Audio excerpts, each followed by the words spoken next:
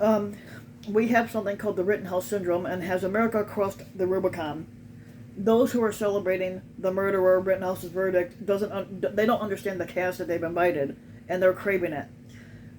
Although I've never participated in anything like this, the guy that wrote this article, Jim Sleeper, basically Jim Sleeper said that he participated in the countercultural revolutions, the anti-war protests, and the racial conflicts back in the '60s.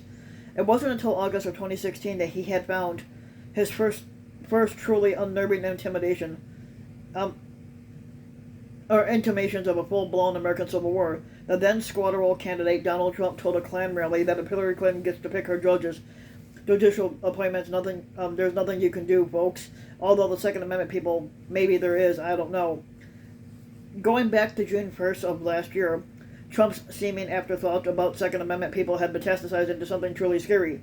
He and the fatigues-clad General Mark Milley, who's the chairman of the Joint Chiefs of Staff, along with Attorney General William Barr, strolled from the White House to Lafayette Park, where a peaceful demonstration had been dispersed brutally by the National Guard troops. Trump's insistence only days earlier that the U.S. Army itself should be sent against the protesters. Basically, he demanded a demand that was echoed by Arkansas Senator Tom Cotton,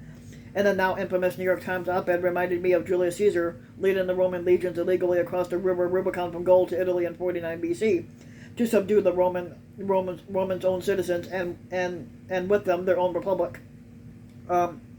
Kenosha, Wisconsin's closest approximation to the Rubicon is the tiny Pike River, which flows from Petrifying Springs into Lake Michigan. Its close approximation to a military crackdown was the police mobilization against the violent protests after a police officer shot and paralyzed an unarmed black man in August of last year, and those police failed to challenge Kyle Rittenhouse, the illegally armed 17-year-old Second Amendment person who murdered two men, killing two of them, who murdered two men and wounding a third. And when a Kenosha County jury failed to convict Rittenhouse on even a misdemeanor, sending what the parents of Anthony Hoover, one of the men Rittenhouse killed, characterized as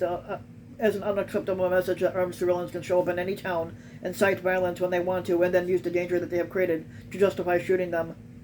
I couldn't help but wonder what, if anything, will stop the armed Second Amendment people from showing up near polling places a year from now, as the Republican National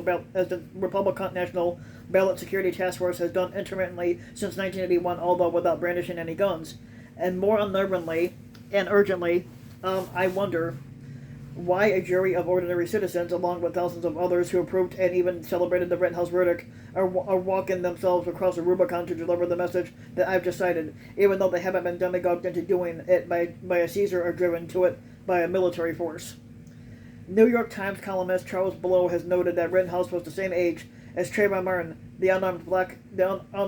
youth that was shot dead in Florida by George Zimmerman, who considered himself a protector of his neighborhood and who was acquitted of that particular murder. And Below notes that although Trayvon Martin was thugified by Zimmerman and the judicial process, Rittenhouse was infantilized by the defense's argument that a 17-year-old may be excused for misjudging dangers that he himself had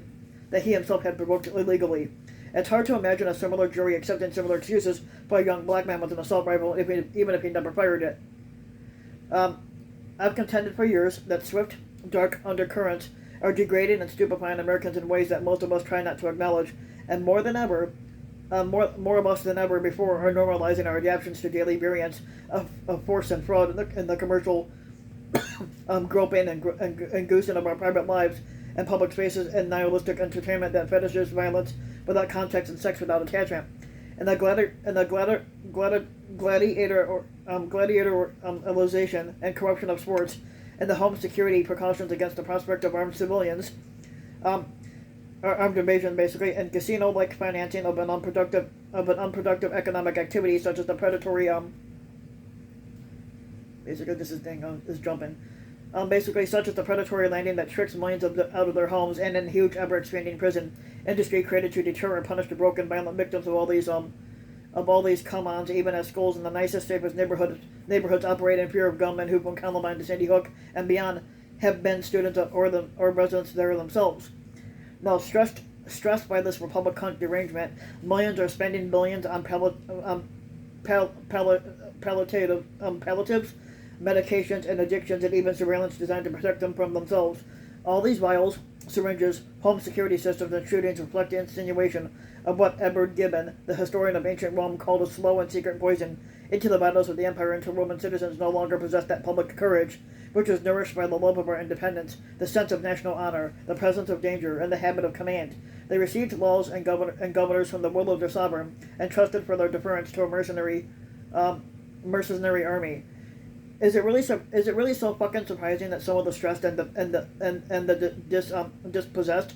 that are too ill to bear their sickness or their cures, and they demand to be lied to instead, with simple but compelling fantasies that direct them toward saviors and scapegoats, and into cries for strong men to cross a Rubicon or two, for Second Amendment people to take our streets? So if you like the video, give the video a like and subscribe to my channel, RBW King, and also hit the notification bell so that you'll be notified when a new video comes out, and thanks for listening.